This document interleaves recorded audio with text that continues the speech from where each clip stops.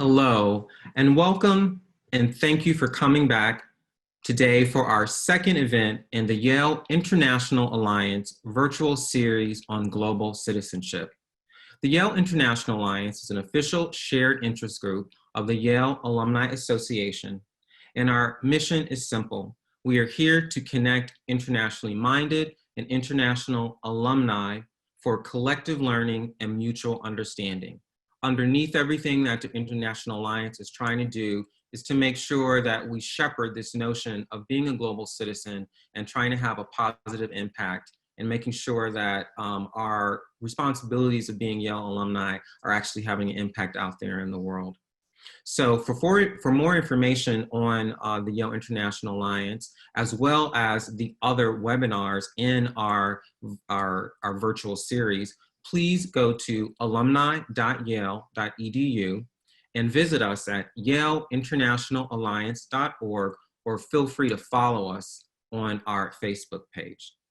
Today, we will feature 3 Yale alumni innovators. Of course, the theme of innovation is broad and it cuts across so many different industries. This afternoon, however, we have narrowed the topic to focus on innovation as it relates to action. Seeing a problem and realizing you have to be the one to make a difference. Our speakers approach this in different ways, either through the creation of organizations or paving the way and providing the structure for young people to develop skills to become innovators. Today, we are fortunate to have with us Dr. Wendell Laryea Adjetey, assistant professor at McGill University and co-founder of the Tujenge Africa Foundation, Kristina Tremonti, founder and director of idosafakelaki.org, I Paid a Bribe Greece, and Victor Padilla Taylor, director of Mentor, Advisor, and Partner Networks at the Center for Innovative Thinking at Yale. Each will present on the work they've undertaken, and then we will have a moderated conversation followed by Q&A from the audience. So please make sure as our speakers are talking to use the Q&A function at the bottom of your screens to give us your questions. But first, let me give a proper introduction to our speakers. Our first speaker that we're going to have today is Victor Padilla Taylor.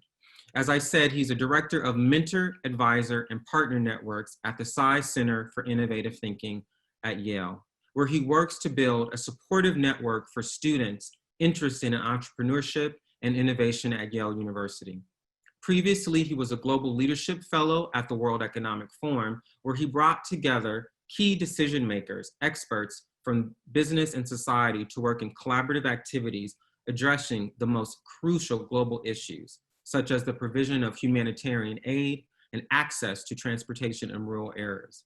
Prior to joining the forum, he held strategic positions for more than 10 years at trading firms throughout Latin America. And also, Victor has dabbled as a musician, a drama director, and a blogger to bridge barriers between people from diverse backgrounds. Also today, we will hear from Christina Tremonti. As I said, she is the founding director of idosafakelaki.org, I Paid a Bribe Greece. A native of Athens, Christina is an anti-corruption activist and policy analyst.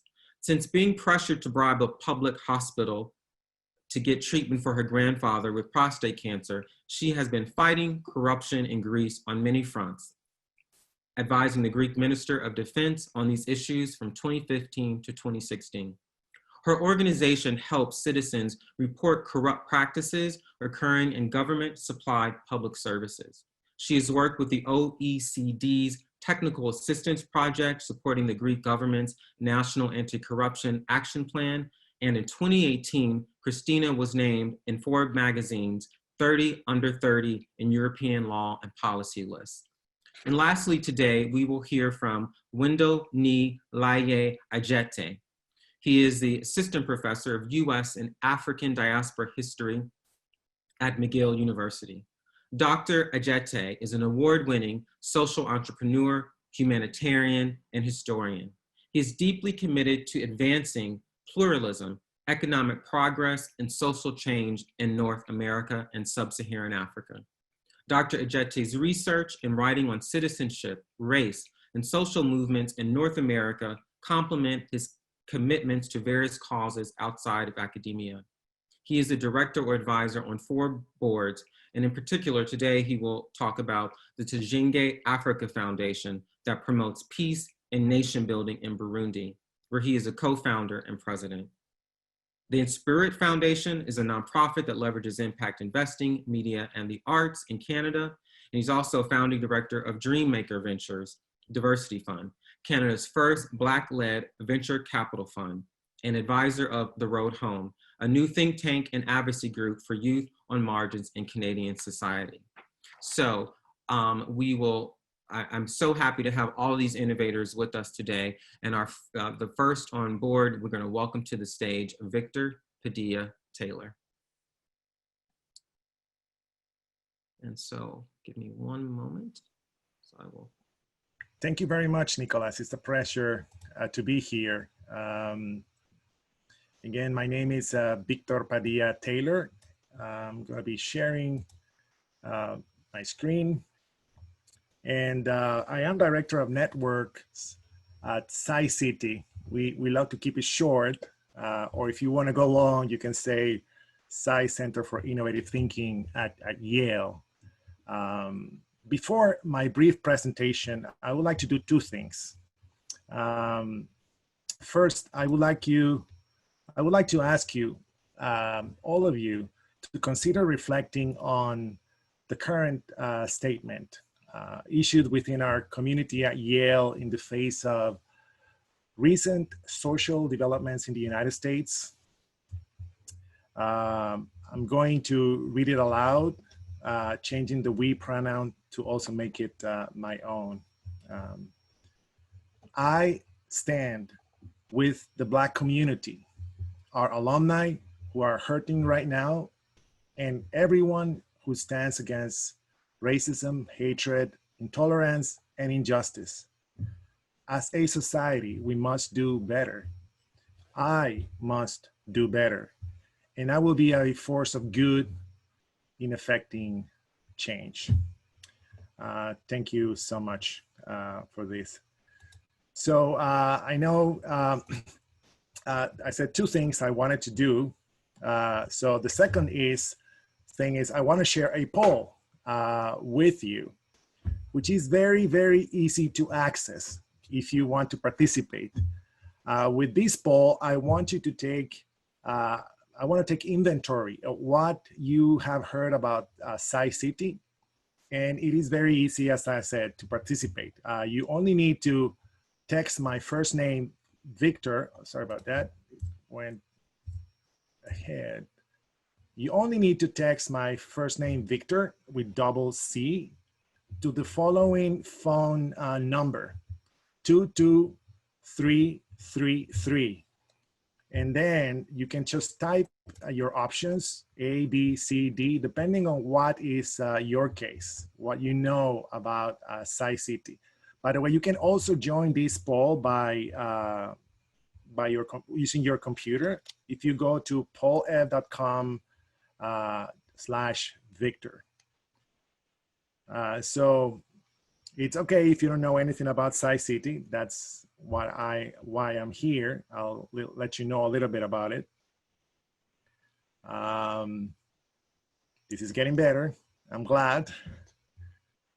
And we just give it 20 more seconds.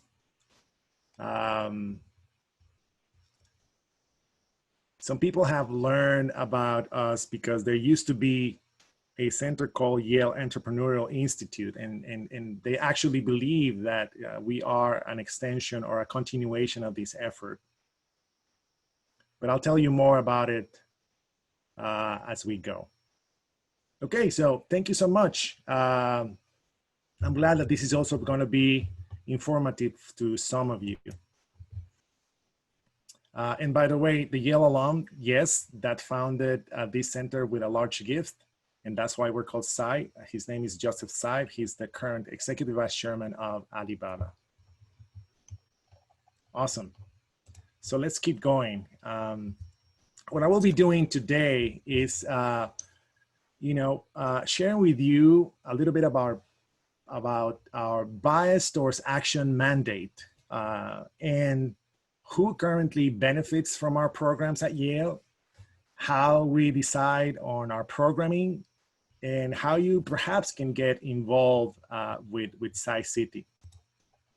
At Sci-City, we're building a support network for students at Yale who are interested in entrepreneurship and innovation. And we believe that this is very important because innovation is a tool for equity. At Sci-City, we are supporting students who want to do innovative projects and not just entrepreneurship, which is a very key distinction. This means that our mandate is broader than before. We're only 3 years old, the newest innovation center at Yale. And with this mandate, we have the capacity to do incredible work with students, yes, still from School of Management and Forestry and Medicine and Yale College. But now we can also work with students from other important disciplines on campus, such as the arts, law, and divinity, where innovation may have a different meaning and impact. Because of that, we're also watching that products and services that our students are creating consider societal values as features, not bugs or afterthoughts. An important foundation for the work we do is this student-centric approach, which is leading us to share the benefits of our programs more broadly to our 13,000 students at Yale. This approach helps us support innovative projects and ventures. So it could be a work of art, and you will get support from Sci-City. Or of course, you can launch a nonprofit, or you may launch a for-profit venture. Or as one student once told me, I want to just create a new religion. All of that is going to be supported by us, and there will be a special place at Sci-City. Now, members of our faculty, researchers, and postdocs are still being served, but they are supported by a different office at Yale, which is called the Office of Collaborative Research, or OCR in short. Now, you may wonder what happens with those students that are working in research centers if they want to do something special. Yes, we are still supporting them, but there's a particular, and sophisticated way or set of considerations that we need to take into account with regards to intellectual property. But these exceptional cases just provide, much flavors to what we do in innovation here at Yale. At the end, our focus is in the larger community of students, current students, who are still learning the skills and practices for effective action on real world problems that they care about. Now that I've covered my first 2 points, which were about this broad mandate, and tell you a little bit about who benefits from our work, let me tell you how we take decisions on our programs. And before I tell you how you can get involved, the way we decide on our programs is captured by something that a few years ago, Prime Minister Justin Trudeau said. He said, diversity is a fact, but inclusion is a choice. So we are promoting inclusivity and interdisciplinary collaboration in all our activities. We want more women and minorities joining this journey of innovation. And we want students from the art and drama schools as well, not just from business school, because we believe that diversity can prompt exploration, and exploration can lead us to discover new ideas. For example, the first couple of students that you see in this slide, the team is called Brio. And it is a student from our business school and her spouse. They discovered that there was a big gap existing in Ecuador in the mental health service delivery space. So they came to Sci-City for help, and they got it. They are currently running a very successful nonprofit that provides partners in Ecuador with resources to serve low-income families. And Symbrosia Solutions, the second project in this slide, came to us because they wanted to tackle the problem of climate change. And using a seaweed, they found that there was a way to change the diet of cows so these billions of animals could not only increase their growth rate, but also reduce their gas emissions by over 90%. The team is currently operating an aquaculture farm in Hawaii, and they are also using very interesting approaches to production of animal feed using only 100% renewable energy. I could go on providing more examples, but I want to use the last couple minutes I have left to tell you how you can get involved with our programs at SciCity. The way you can get involved it's very easy. It's through mentoring. We are constantly seeking for each one of our 13,000 students, mentors who can meet them where they are, where you know, this fire in their belly drives them to support our students. We need mentors as diverse as our students are. So I would like to invite you to reach out. If you are a member of the Yale community, for example, maybe you've heard already of Cross Campus, this new online networking, community building, and mentoring program here at Yale, which is currently facilitating a lot of relationships between Yale's, not only between alums and students. You can reach out to us. We have a group there where you can learn more about our programs. Or you can just visit our webpage. It's city.yale.edu. I would say, please join us, and let's truly make innovation a tool for equity, for all, and not just for the few. Again, my name is Victor Padilla Taylor, and I'll be looking forward to join my peers in the Q&A section. Thank you very much for your attention.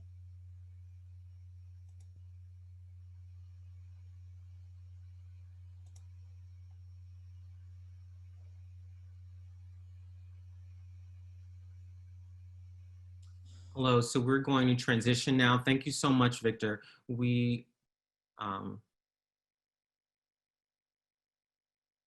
Hello. We're going to transition to Christina Tremonti, and 1 second as I pull up her introduction.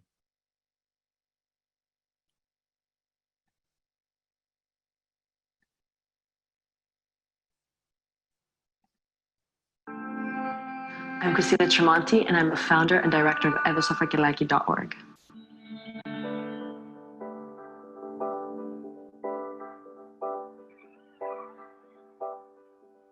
I started a website called evosofakilaki.org, which is a crowdsourcing website where people come online and report instances of corruption anonymously.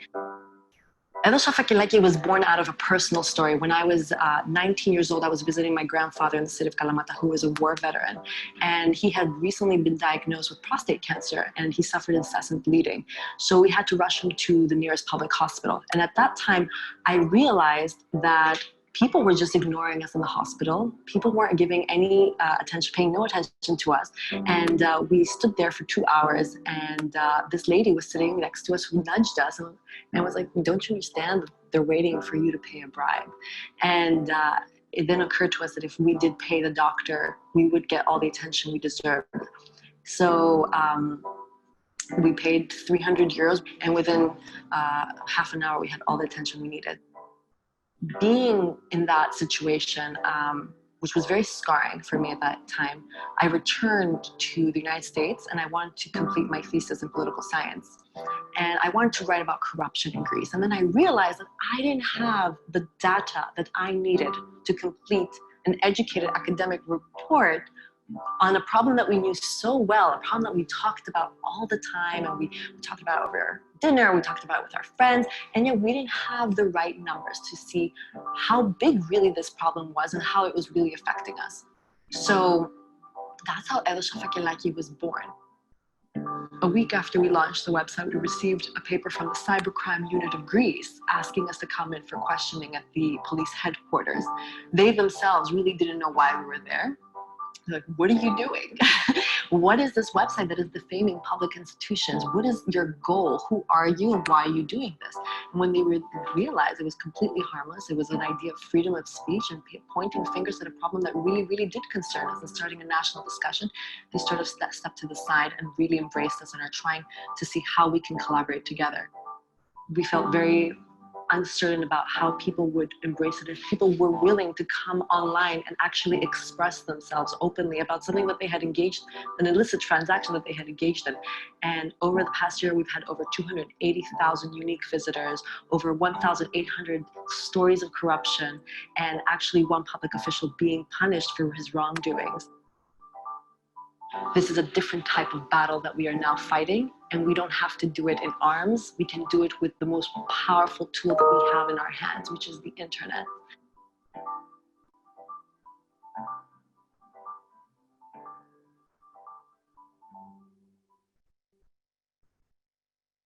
Thank you so much for that introduction, Nicholas, and thank you everyone for being here today. So I think that this video pretty much explained what it is that I do, and that was a long time ago, but that was sort of the inspiration that started this journey, this very long journey. I am an anti-corruption analyst. This is what I'm very passionate about, and I live in Greece, in Athens, where sadly corruption runs rampant. And even though we've been through a financial crisis, even though we have seen our economic demise over the years, sadly this phenomenon has not disappeared. And when I speak about corruption, you might think high-level corruption, and that certainly does exist, but it also exists daily and affects citizens' lives on a day-to-day basis when it comes to getting basic things done, like getting a driver's permit or seeing a doctor in a hospital and not having to wait in line for 5 months. It's something ridiculous because the administrative system here is also very slow. So in order to cut the line, you end up paying bribes, and it's just become natural. So I can go into detail to describe some phenomenon for you that you might find very interesting as well. But I think that more than ever now with COVID, corruption has come to the forefront again in the name of urgency and various expedited processes. Governments have managed to waste and abuse a lot of public funds. And I think the next few years should be sort of a inspiration for young people, along with all this revelation that has come with this fantastic Black Lives Matters movement and revealing the truth and seeking truth and justice.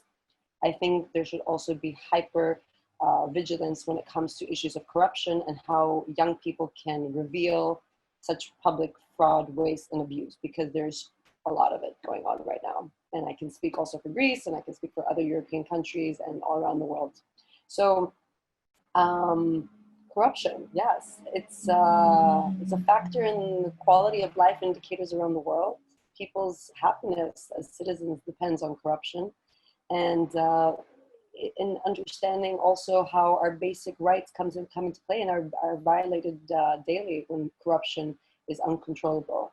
So in Greece, for instance, citizens don't understand their rights, their patient rights in hospitals. They don't understand, like, I remember, I'm going to give you a very brief story, but when I was in New York, I had an accident and I went to NYU Langone, and there were these principles and basic patient rights posted on the wall. And one of the rights was you should not pay a doctor privately without going through administrative processes. Like, that is not a concept here. People will, by themselves, give a doctor some extra euros on the side, and we're talking about a lot of money. We're talking about anywhere between 300 to 3,000 euros in bribes to A, get better care, B, cut the line, or C, as a gift to thank the doctor for his services, even though since healthcare is free here and it's public, we pay through our taxes these services. So they're supposed to be free, but Greeks have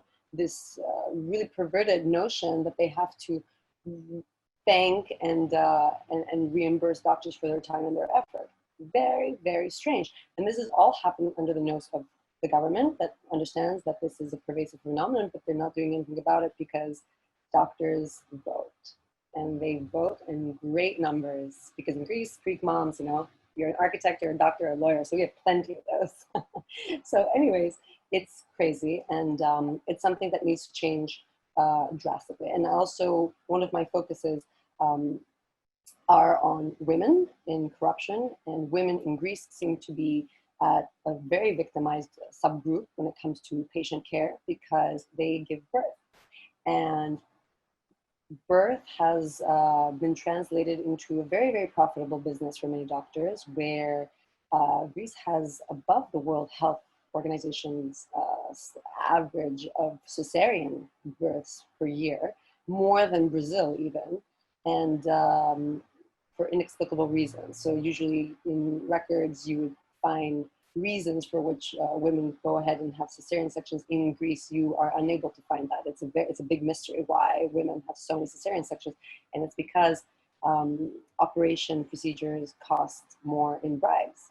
So we're talking about like 3,000 to 4,000 euros in bribes if you're giving birth in a public hospital. We're talking about great numbers. And one of the arguments that doctors give here in Greece are, you know, I don't get paid very much by the state, which is also one of the weaknesses of having a public health system. I don't get paid enough by the state. I make 1,200 euros, and I need to sort of subsidize that money so I can make more and pay for my career and my constant learning and education. So they end up making more than any of their European or American counterparts by accepting those extra bribes at the expense of the Greek people. So, and it's not just doctors, that's just one focus, but then there's also basic things like driver's permits, and the first contact that young people have with the public system is getting their driving permit. And it is extremely rare and almost celebrated if you get it without paying a bribe, which is unheard of. You have to pay a bribe to get a driver's permit. And that is just the way things are done. It hasn't been questioned. You cannot challenge it because there's absolutely no proof and that you did it. And people just want to get over and done with because the pros and cons of not doing it means you have to go through this very grueling process that's in place again to give exams and pay lessons and do all these things. So people are just engage in corruption unwillingly and have to compromise their values daily. So these are some of the issues I've been dealing with. Like you saw, I have a website, which was a project that proved a point a few years back, where people come online and report instances of corruption anonymously across 4 sections. I paid a bribe, so explaining their stories. I didn't pay a bribe, also rewarding and driving the business away from people who are honest and civil servants who are honest, and rewarding them for their good behavior, almost like a Yelp or a TripAdvisor for good public servants, and highlighting the amazing work that they do for free and without accepting bribes. And then you have Figit. We have I received the bribe, which is basically the other side, and hearing their story and why they do what they do. And the reason they do what they do is very important if we want to solve this problem and focus on finding solutions that involve both parties and engage in democratic discussion about how to go about it. So this is what I have been working on. It is a long battle. I am now working with the Greek government to see ways that we can engage young people and in this interesting discussion on transparency, the media. I work with the OECD to focus tremendously on the power of the civil society in Greece, which unfortunately is very weakened when it comes to corruption. There aren't that many outlets for them to express their discontentment with the government. And it is one of the first things that we have to look at in terms of proper governance and in terms of civil society strengthening, is to give a voice. And one of those things also translates into the need of a whistleblowing law. a law that we will protect people who come forward when they want to denounce public and or private corruption that they see in their workplaces. In Greece currently, we are one of I don't know, 4 EU countries that don't have a whistleblower law, which will protect you from losing your job, from getting demoted, or from physical harm, from retaliation. And that is very dangerous, because that way we are not safeguarding our people, we're not safeguarding our democracy, and there is basically no dialogue and debate without a whistleblowing law. And now we have an EU directive as of recent that is sort of guiding nations and advising them on how to build whistleblowing laws in accordance with their own judicial systems. But in Greece, sadly, it has been ignored and does not exist, and probably will not ever exist. So I am very, discouraged about that, sadly. And that's basically what I have to say. I'm open for Q&A, and I hope to touch upon your concerns about this and ways that maybe you can, in your own communities, replicate similar websites to denounce public service corruption, or not just corruption, but things that you think need to have light shine on them. And even with this movement that we're seeing right now, for instance, reporting police brutality in a way where we could use collective action and crowdsourcing information about what we see and what we know could be very, very powerful in terms of change. So I'm happy to explore ideas with anybody who would like to. And yeah, thank you so much for your time.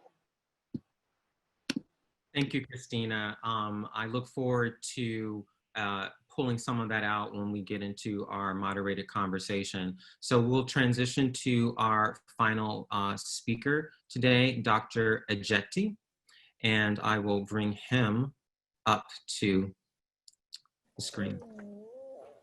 Dr. Adjetey. Hello, good afternoon. My name is Wendell Adjetey. Thank you, Nicholas, for inviting me to speak about innovation from my vantage point as a social entrepreneur. Innovation, to put it very bluntly, is synonymous with a paradigm shift. And in the context of the African continent, where my co-founder and I have our operations, shifting paradigms and revolutionizing the ways that we think about access to opportunities, justice, enfranchisement, nation building, peace building, etc., is very much rooted in terms of how we think of the poor and the most marginalized peoples in African societies. Just to give you a brief background in terms of who I am and how I came into this work. So I was born in a slum in Accra in West Africa, in Ghana. And by virtue of, I guess, divine forces far beyond my capacity, I had an opportunity to leave Ghana and to grow up in Canada, in a world that was in many ways fundamentally different than the country in which I was born. And so in Canadian society, I had access to decent schools and schools that effectively helped me get to a place like Yale, even though neither my parents have any formal education. And not only their lack of formal education beyond sort of junior high, they don't have any networks, no family wealth, no communal wealth, et cetera, et cetera. And so at Yale, I was fortunate enough to have met my co-founder, who's also African by birth, like myself. His name is Etienne Mashuli. We met in 2014 by happenstance. But immediately upon meeting, we both realized that we had the same aspirations where the African continent was concerned, specifically aspirations around how to provide opportunities to the most impoverished and vulnerable. And my co-founder survived the Rwandan genocide as a 7-year-old. He has lived in refugee camps throughout the Great Lakes region in Africa. And so our shared experiences in terms of growing up in Africa that was dominated by military dictators, warlords, just sheer and abject suffering and challenges, gave us sort of an even ground in terms of the types of interventions that we could pursue. And so after conspiring for a few days and talking about various interventions that we thought could make an immediate impact on the continent, one that was rooted in terms of a meaningful class analysis and understanding how we could provide more African girls and boys opportunities to become self-actualized. We eventually decided on a tiny country in sort of Central Eastern Africa, which very few people have likely heard of, and even very few people have ever visited. And this place is called Burundi. Burundi is easily top 5, one of the most poorest countries in the world. It ranks the lowest on various indices of well-being, and certainly a country that impoverished. You can imagine the wasted opportunities where the youth are concerned, and certainly a country with Burundi's sort of socioeconomic profile. You can imagine that instability, political instability, strife is a regular occurrence. And in fact, Burundi has witnessed multiple iterations of genocide and ethnic cleansing of its majority Hutu population. And so when Etienne and I decided to launch some type of innovative work in an African country, and we settled on Burundi, and knowing that we had some connections to Burundi and understood sort of the socioeconomic landscape, the linguistic profile, et cetera, and that we had grown up in similar circumstances that would truly allow us to understand the intimacies of that locality, we visited Burundi. This was circa May, June 2015, and we arrived in the midst of a coup d'etat. And so you can imagine in the evenings when we were reading about, I guess in a North American context, turmoil that was taking place on Yale's campus with student protests, et cetera, we were witnessing a different type of protest because of a coup d'etat. And a coup d'etat that led to the killings of 200 police officers. And you can imagine what would happen if that ever occurred in our sort of democratic context here, and what would happen to civil liberties based on what we've already seen a couple of weeks ago. But nonetheless, we arrived at a very unfortunate time, given the political unrest, the violence, often hearing automatic rifle fire going off all hours of the day, or RPG fire, et cetera. And then, of course, naturally, we ask ourselves, how did 2 impoverished Africans, by the grace of God, end up at a place like Yale on full scholarships, and then have the audacity or the naivete to return back literally to a war zone? But fortunately, we sort of were able to cast aside that negative thought, because again, I mean, there was no turning back. We'd been just so privileged in terms of how our circumstances and how our fortunes have changed as 2 Africans born in very impoverished circumstances. And so, long story short, we launched the Tujenge Africa Foundation, and the noun Tujenge in sort of a East African context in Swahili is a verb that means to build or construct. And so we launched a foundation that would provide the basis for building and constructing human talent, but also the tools that would enable Burundi to flourish, a country that was coming out of the ashes of a 10-year brutal, protracted civil war, an ethnic-based civil war. And so we launched the foundation. around the fall of 2015 after our reconnaissance work and recruiting staff and connecting with various stakeholders. And after doing that, we were able to also recruit individuals who could literally help us jumpstart the project, given that we were working on our degrees at Yale and then traveling back and forth to the African continent. So the foundation, in essence, has three pillars. The first pillar is focused on high school / gap year students who are promising, who are ambitious, but are coming from very impoverished circumstances. And so our foundation provides them with a full scholarship. We have instructors that provide them with rigorous sort of college level preparatory work. And the essence is to ensure that they can literally apply to any schools in the world and gain admission and compete at the highest caliber. And secondly, the second pillar of our foundation's work looks at peace building. As I noted, Burundi had emerged out of a decade-long civil war. It's experienced other civil conflicts in previous decades, ethnic-based civil conflicts, genocide, etc. And so part of our work, literally, we bring students, young people in particular, from various ethnic backgrounds, and there are three principal backgrounds in the country. The Hutu, who make up roughly 85 to 90%, Tutsi, which make up another, I would say, 8 to 9%, and then the Twa, the Botswana. And the Botswana colloquially are referred to as pygmies here in North America and Europe.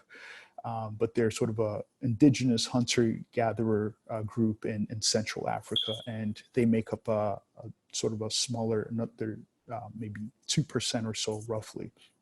But they're exceptionally marginalized, dehumanized, exploited in many ways. And so part of what our foundation does is bring students from various backgrounds together. And we have some very courageous, constructive conversations around what citizenship means, what access to opportunity means, and what reconciliation looks like when you're growing up in a country that has experienced so much bloodshed and turmoil during colonialism, Belgian colonialism, and then post-colonialism or neo-colonialism. And then the third pillar of our work, we work specifically with the Botswana communities, rural communities that are, again, very isolated,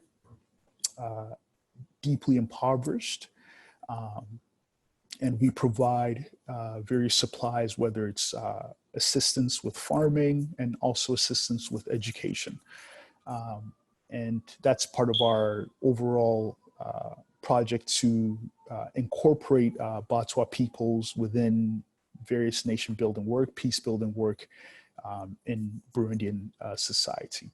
And part of the reason why our foundation takes a serious class analysis / sensitivity in terms of economic development, in terms of peace building, in terms of post-war reconstruction, is because the African continent, and this is one of my maxims, is the graveyard of human talent.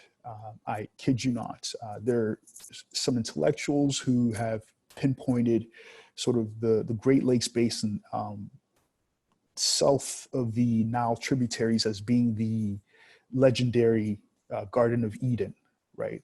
Africa, without equivocation, is the cradle of human civilization. But fast forward to our current situation, the African continent is also the graveyard of human talent. Given that I am in no way, shape, or form an exception. My co-founder is in no way, shape, or form an exception, but it took exceptional circumstances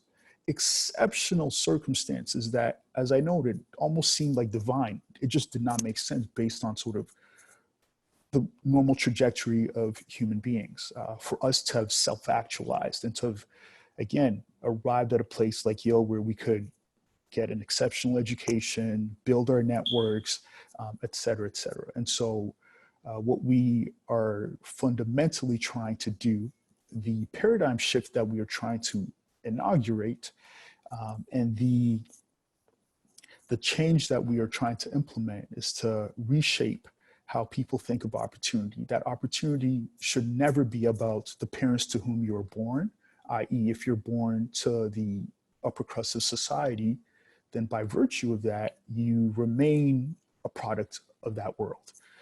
Opportunity should be granted to anyone.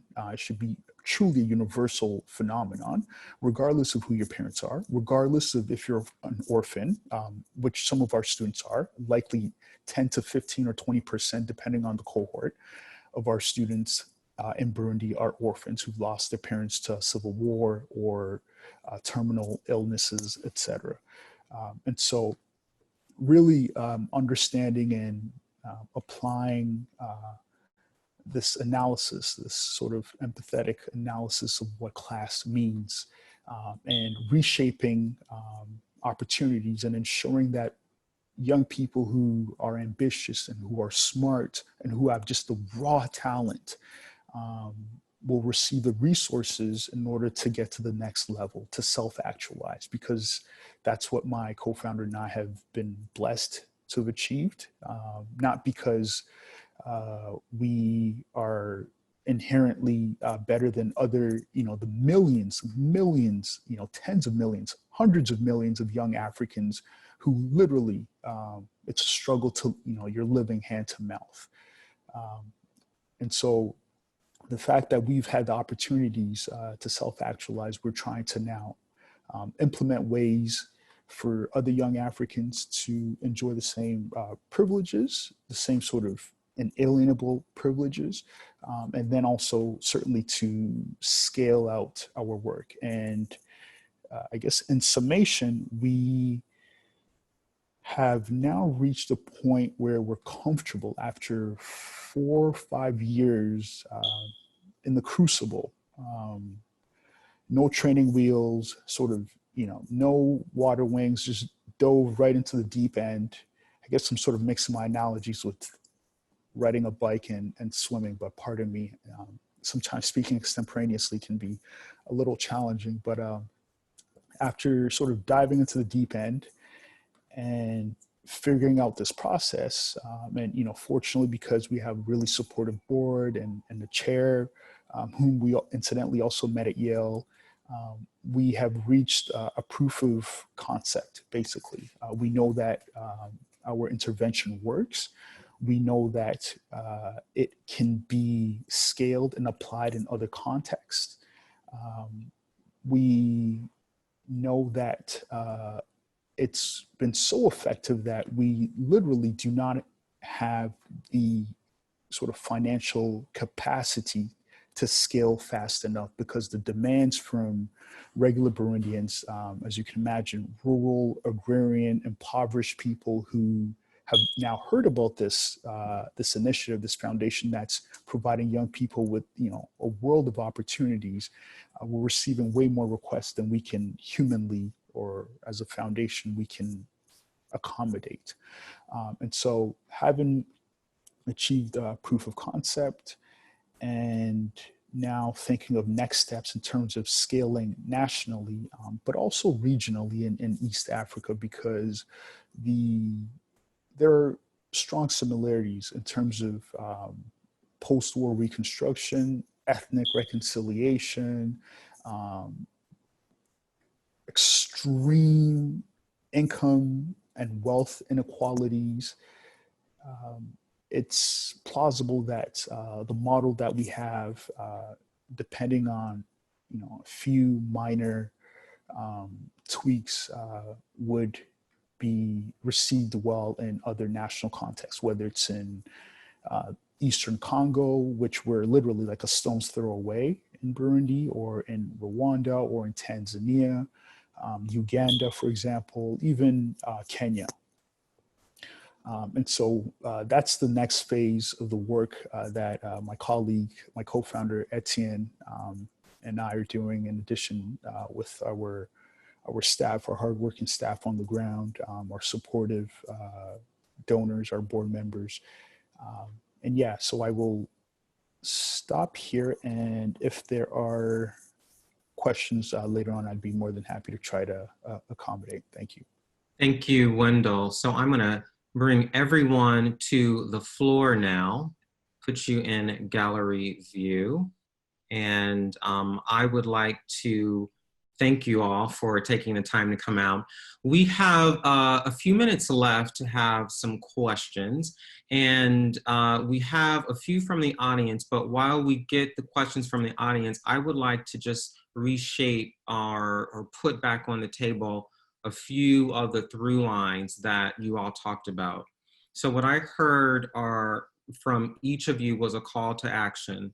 Sci-City is an institute that is providing tools for students so that they can take action. So there's multiple social justice and innovative issues that those students are going to be tackling from around the world, and that Sci-City is the resource for them. I see that Kristina was discussing how this notion of using public comments, public intervention can be a call to action to change corruption. I also took note that Wendell, that your call to action was very basic in terms of changing the trajectory of young lives. And hopefully one of the points that we want to get across with the Yale International Alliance, and of course greater Yale itself, is that within our networks, right, within all of our various communities, that we can try to connect the dots, provide, I'm sure there's someone out there that's going to resonate with any of your stories, any of your goals to try to connect. So we also talked about, I heard a paradigm shift, right? And I thank you, Victor, for starting us off with a reflection on Black Lives Matter, because I think it's so important to name that, to name it and claim it, and not to skirt around it, because what we have to do in all of our organizations, and I think what all of you are doing in your work, is you're looking at things honestly and you're making things happen. So I'm going to put one question on the table for you. And this is kind of a two-part, so feel free to jump in as you wish. So being that it can be hard to raise your hand and try to make a positive change when you're dealing with social issues, can you discuss the turning point that made you decide, now I have to get involved, right? And what are the underlying principles that you think about? And I'm assuming, Victor, too, in your relationship with all these students, that there's a time where some of these students are like, I got to do something. So could you all maybe discuss, like, what are the turning points, and what made you say, it's got to be me, I got to make a difference? So Nicholas, I think personal stories matter very, very much. There was a question from one of our participants about it. And I believe that stories have the power to move and change cultures. Where I used to work at the World Economic Forum, we used to say, stories are the currencies of cultures. And so I think it's important to draw from your own lived experience to act, so you don't fall into this trap of heropreneurship, where you think that you're going to solve everything by yourself. I've been a refugee myself because I had to live with my family in Nicaragua, where there was a war conflict. I've been an immigrant lately. And I guess from my personal story, I can say that ICANN has been better to me than IQ. And so I think that starts with it. However, I want to quote what Nicholas Christakis said in his book, Connected. And he said, if we lose our connections, we lose everything. And so these, spaces that you are creating are very important, because change has to be the accomplishment of many. Peace has to be the accomplishment of many. So I hope that this is my thinking. This is something that we discuss with our students constantly in order for sustainable action to happen. Thank you. Wendell or Kristina, do you have anything further on that notion of maybe the guiding principles that made you say, okay, I really have to take action now? Nicholas, had a moment when I had just graduated Yale when I decided to take action, and it was 2011. It was the height of the Greek financial crisis. And it was, for me, like, I had an aha second when I was working in New York City, and I went downstairs to get a cup of coffee at Starbucks, and I saw Greece burning on the front cover of the New York Times right by the cash register. And I just had a second, that was home. And it was so far away from where I was that second. I was in New York in a really nice job. It was very comfortable. Everything was great. But Greece raised me.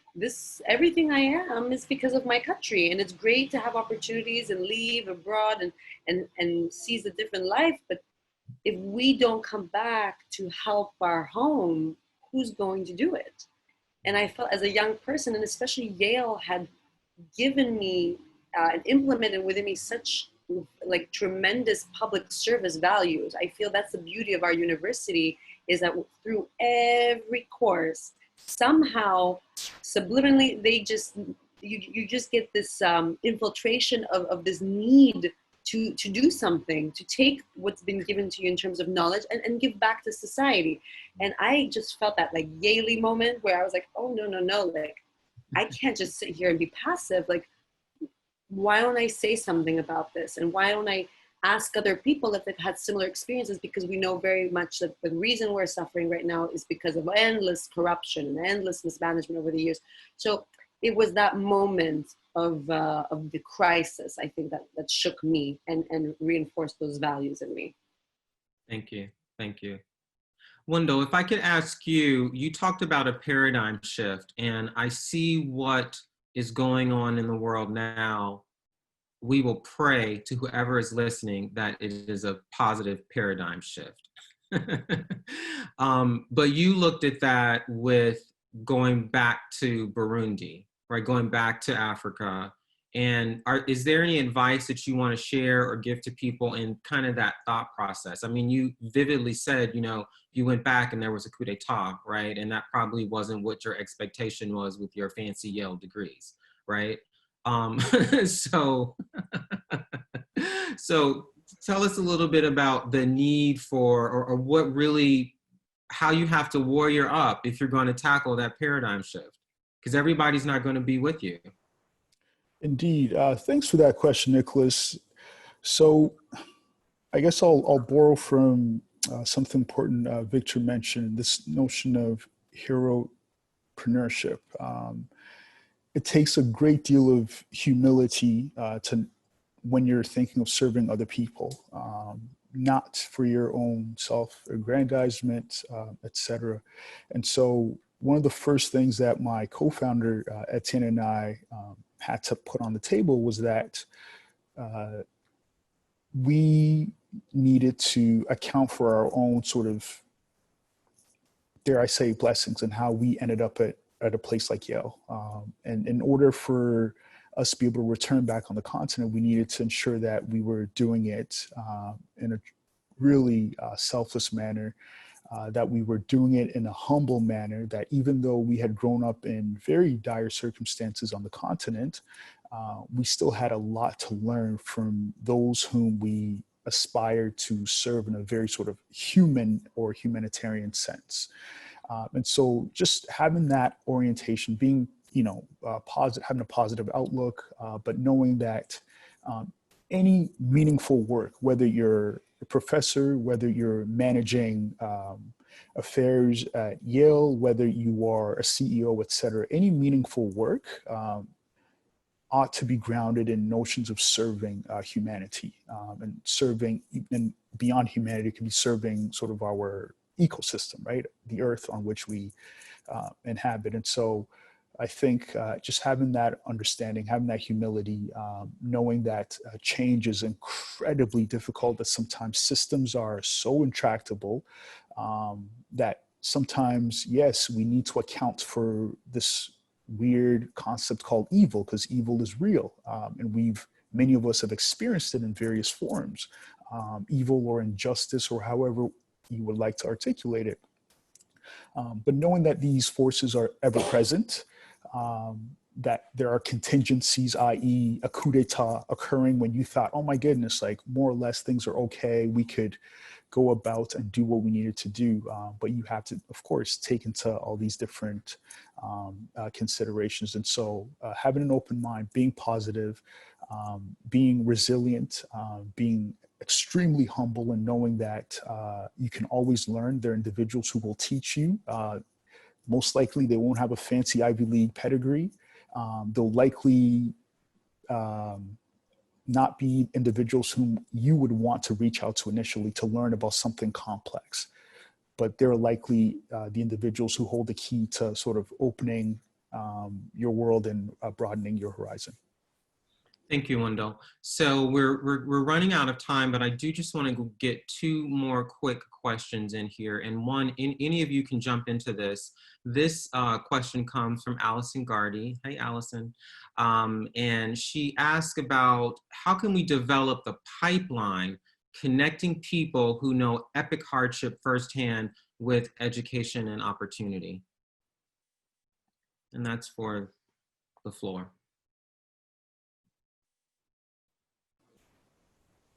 If I may say very quickly, for too long we've understood access to opportunities, economic development, et cetera, as like a top-down sort of paradigm.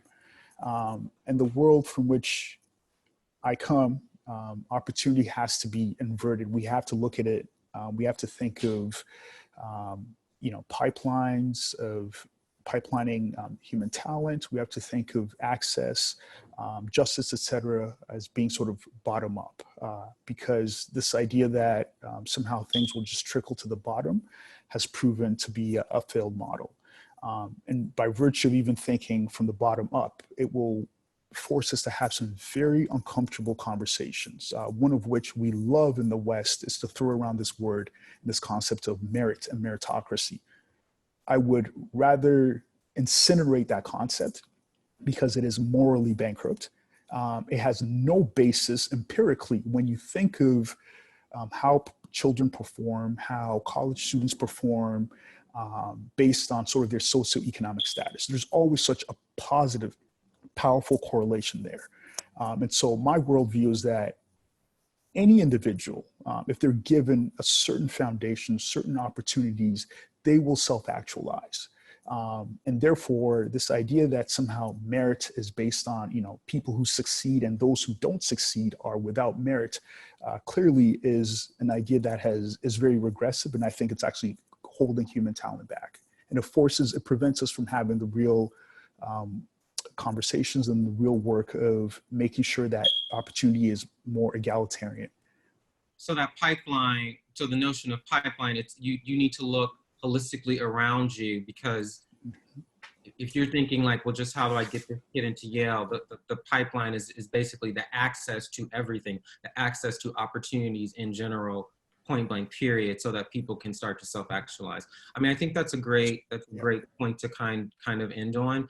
I just want to give a few closing thoughts. So here at the International Alliance, we know that we're not going to answer all these questions.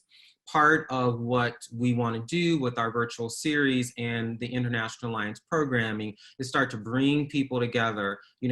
Clearly on this call, we can see with just the three of you, there's so much talent and resources just on this call that could actually start to make, that is making impact in this world and that can be mentors for other people. So I want us to always kind of remember what we have and I don't want to start preaching here, but you know that our network is really strong and that we really can make a difference. And I think that's something that we can, we should just continue to support.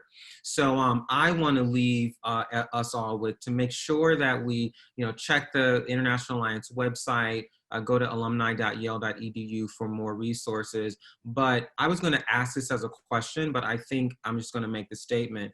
I was going to say, what advice do you give to people who want to be counted and make a difference? But I think I can answer that.